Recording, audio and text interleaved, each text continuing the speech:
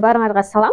Каналыма кош келдиңер. Азыр мен Турциядагы супермаркеттердин бирисине барып соода кылып келдим.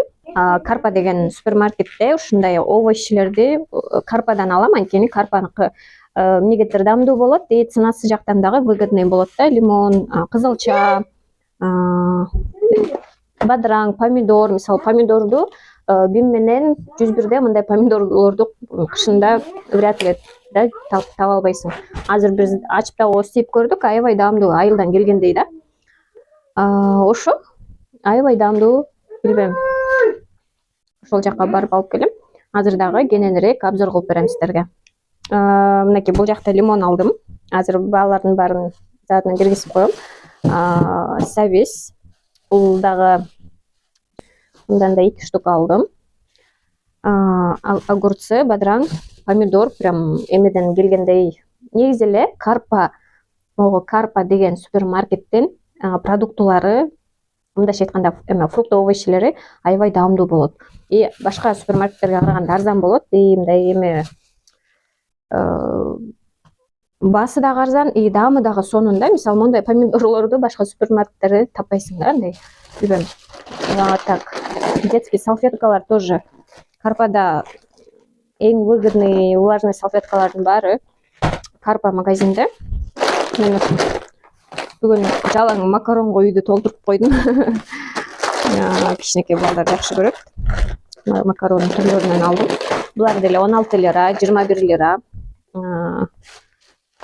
Так, мындай түрлүү макарон вермишелдерден алдым. Так, 3-чү пакетте болсо, бул жакта дагы эме алдым. Жашылча жемиштерди көбүрөөк алайын дедим да. Турциянын эң даамдуу перецтердин бири. Бул ачуу деле эмес, мындан дагы ачуусу бар. Бул мындай ачуу эмес, сладкий эле перец да. Кстати, аябай сонун экен, карагачы тим эле. Узун перецтер экен. Муну да попробовать этип көрөйүнчү деп алып койдум. Так, айрандан кичинекейин эле алдым. Йогурт деп айранды айтышат. Ал эми айрандын өзүн болсо, биздин тилге которгондо чалап деп которулат да. Так, олардан тоже алып койдум.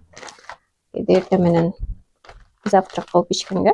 Кстати, эртең менен ушундай жеңил супчиктерди ичкенди жакшы көрүшөт. Так, бул жакта да макарон. Короче, мен жакта эме маркеттердин баары эме да, ал супермаркеттерден 1000 менен 101 деген эле супермаркет бар. Ал эми карпа жок. И карпанын макарондору билбейм, аябай даамдуу. Так, тоже завтракка алып койдум. Тоже дагы макарон. Мону дагы алып көрөйүн дедим. Жылуу суу менен балким кичинекей балдардын жакшы көрүп ичет депчи. Ошо болду. 800 лирага болгон келген нерсе ушу. Карпа менен алысыраак болгон үчүн болгону ушуларды алып келе алдым. Кымбатчылык деп аябай айтып атышат, билбейм, кымбат эмеспи, бирок кымбатчылык азыр бүт эле жерде кымбатчылык бар болуш керек, Ошону деле мыкты алыстан көтөрүп келиш оңой болгон жок, анткени прогулкага чыккам.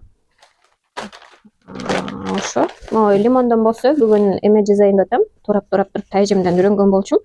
Турап туруп банкага салып туруп, үстүнө сахардан салып туруп, холодильникке салып койсо, лимондун аябай таттуу бир суусу чыгат да, согучу.